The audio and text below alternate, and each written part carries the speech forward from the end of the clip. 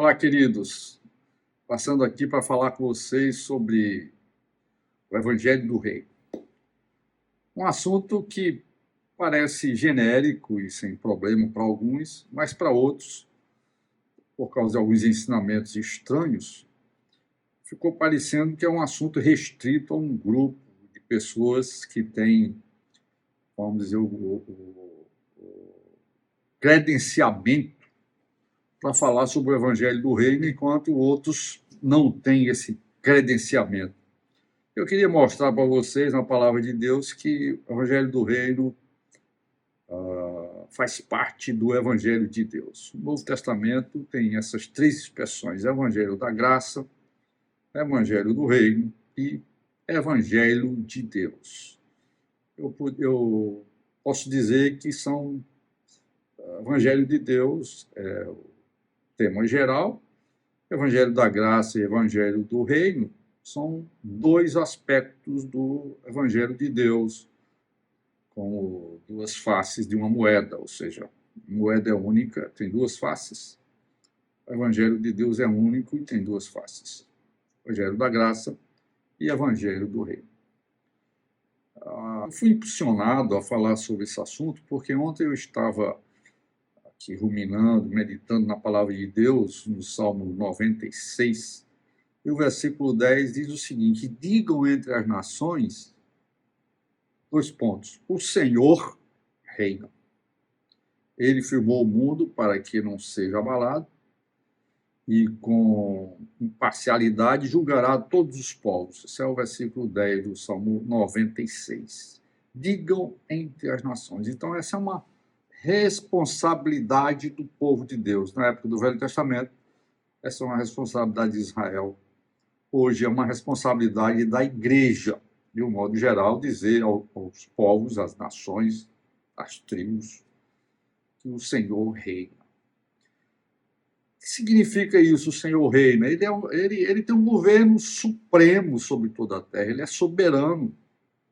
O seu trono, ele é eterno e, vamos dizer, atemporal e universal. Ele está em todos os lugares.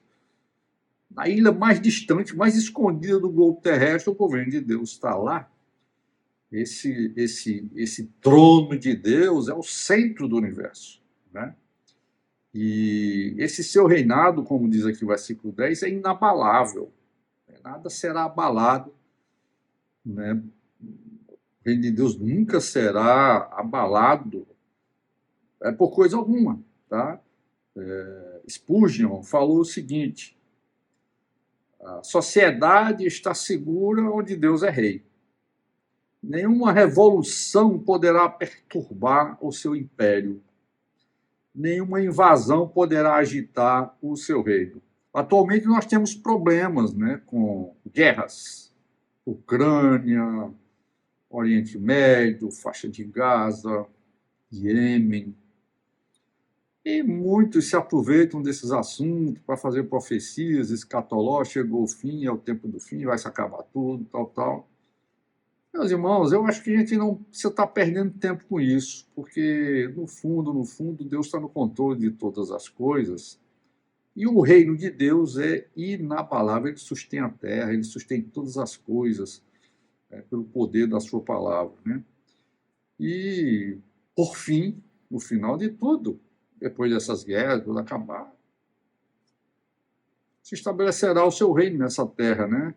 O Salmo 96, versículo 13, diz: porque ele vem julgar a terra, julgará o mundo com justiça e os povos de acordo com a sua fidelidade ou com a sua verdade. E esse julgamento, todos nós sabemos, é através do Senhor Jesus Cristo, conforme está lá em Atos 7, 31. Muito bem, então só uma introduçãozinha para mostrar para vocês que esse reino existe, esse reino é soberano, ele é supremo, ele é inabalável, ele está em todos os lugares. E quem está nesse reino está seguro. É simples assim. Mas muito bem, vamos ao assunto do Evangelho de Deus, que tem duas faces: o da graça e o do reino. Tá? O Evangelho da graça é o Evangelho de entrada para o reino de Deus. O homem só pode entrar no reino de Deus se ele nascer de novo. O Senhor falou isso para Nicodemos: importa-vos nascer de novo, senão você não pode entrar, nem ver o reino de Deus, nem entrar no reino de Deus. Então, esse é o evangelho da graça. Na verdade, é uma porta de entrada. É uma porta de entrada para o reino.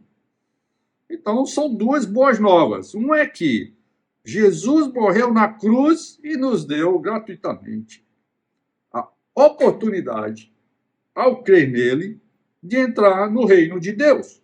Então, não são duas coisas separadas. Isso são, como eu falei, duas faces de uma mesma moeda. No Evangelho da Graça, Jesus é simplesmente nosso Salvador. Já na questão do reino, Jesus deve ser o seu Senhor. São duas coisas diferentes. Por quê? Porque a palavra Senhor, no grego, kurios ou kyrios,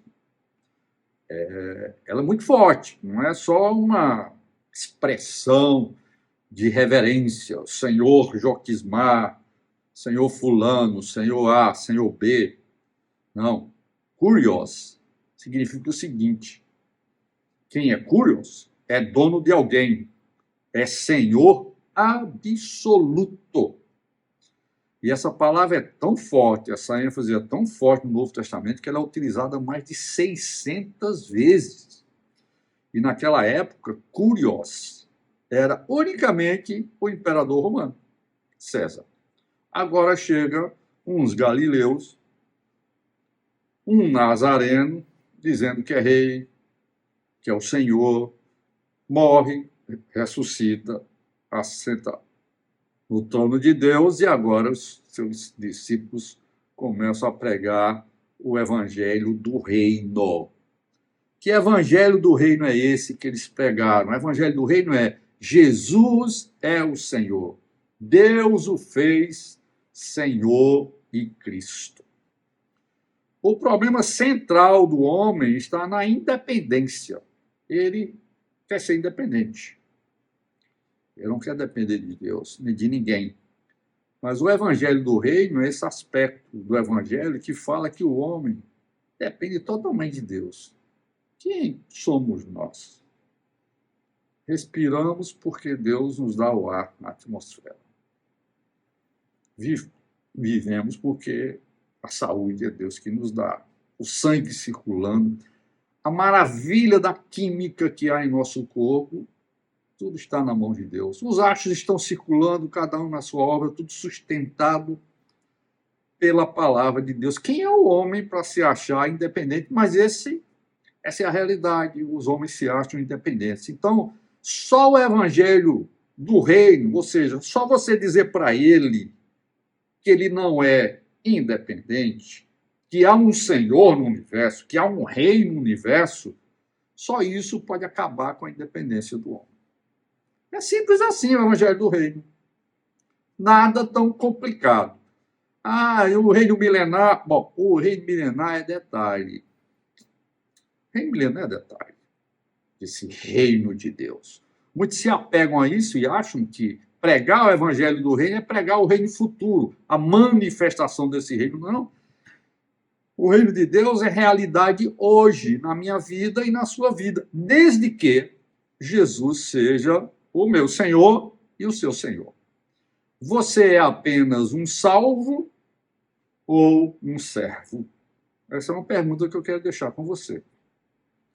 Se você é apenas um salvo, você só desfrutou do aspecto da graça no Evangelho de Deus.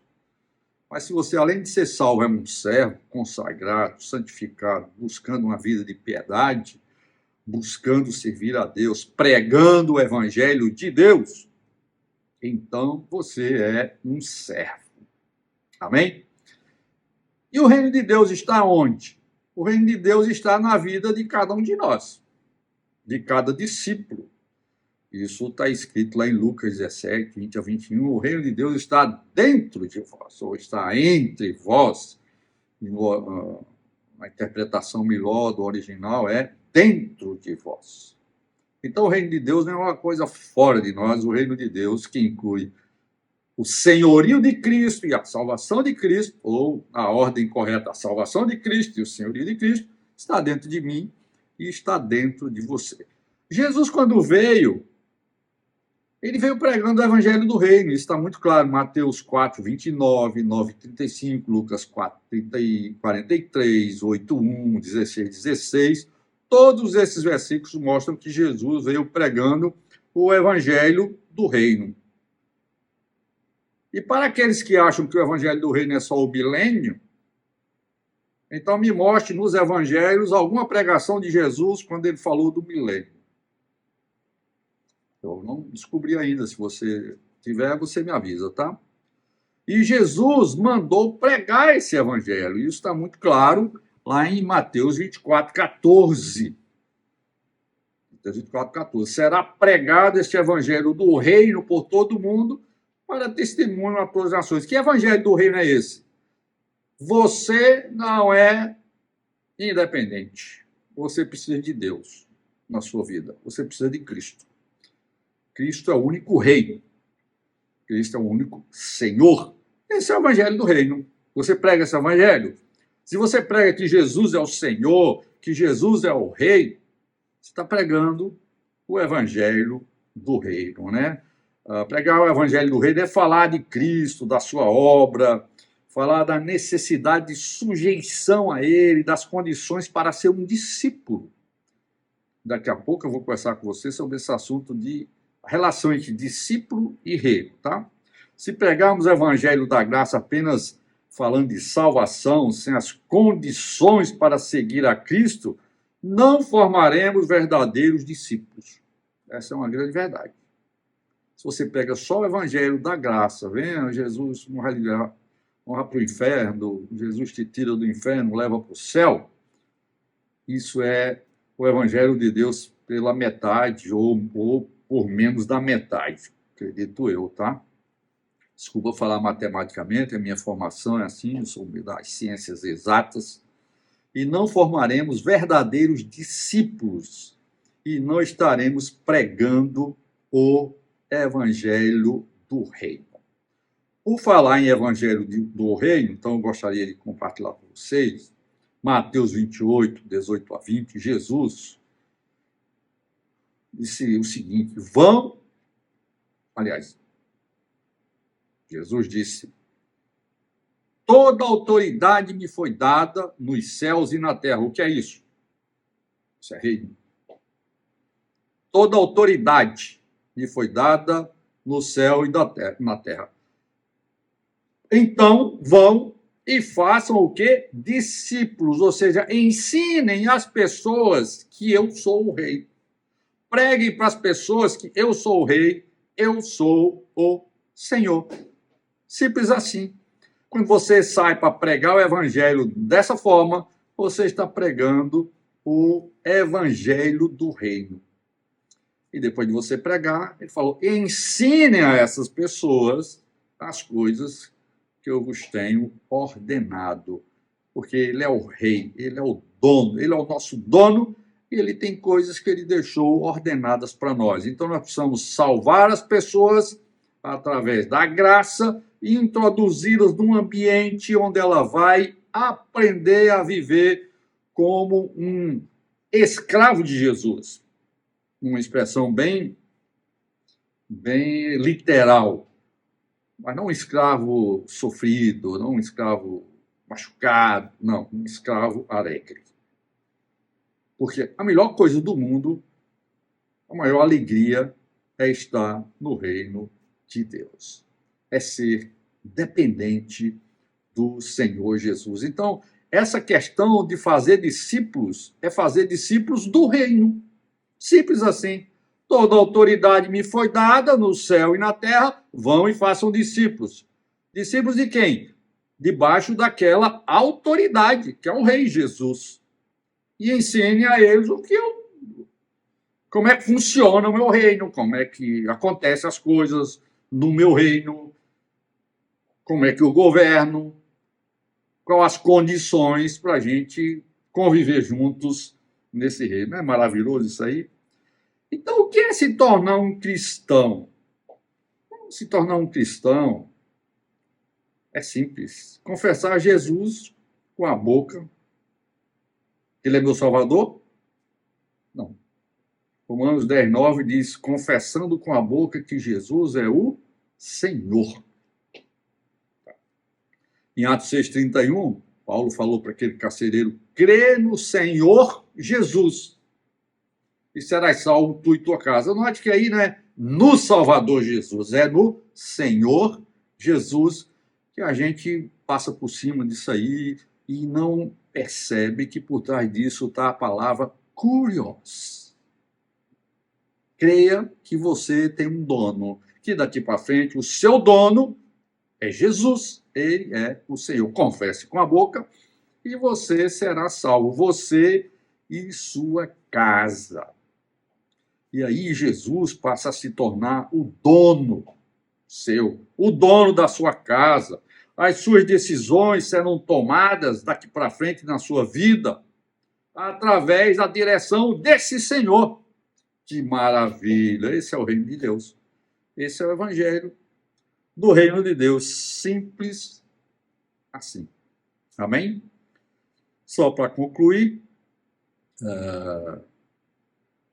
no Novo Testamento nós temos muitos versículos onde Jesus, onde outros escritores falam, né, que Jesus é Senhor e Rei. Por exemplo, Atos 2, 32, 36, 33, 36 diz que Deus o fez Senhor e Cristo. Atos 5, 31, Deus o exaltou a príncipe e salvador. Efésios 1, 17, 23, e ele diz que a ele foi sujeito todas as coisas, tudo colocado debaixo dos seus pés. Hebreus 1, de 1 a 3, diz que Deus constituiu o Filho herdeiro de todas as coisas. 1 Pedro 3, 22 diz que depois da ressurreição, Cristo subiu aos céus, ficando subordinado anjos, principados, potestades e poderes. E por fim, Apocalipse 3, 21 diz que Cristo venceu, sentou com o Pai no seu trono e vai dar ao vencedor o direito de sentar no seu trono. Simples assim, irmãos, o Evangelho do Reino. O Evangelho do Reino não é propriedade particular de nenhum grupo cristão. Se você é um cristão autêntico, você prega Jesus como Senhor, e as pessoas creem em Jesus como Senhor e confessam com a boca, você está pregando o Evangelho do Reino. Simples assim. Amém? O Senhor possa nos dar a sua graça de entendermos a sua palavra como ela é. Amém? Fique com Deus.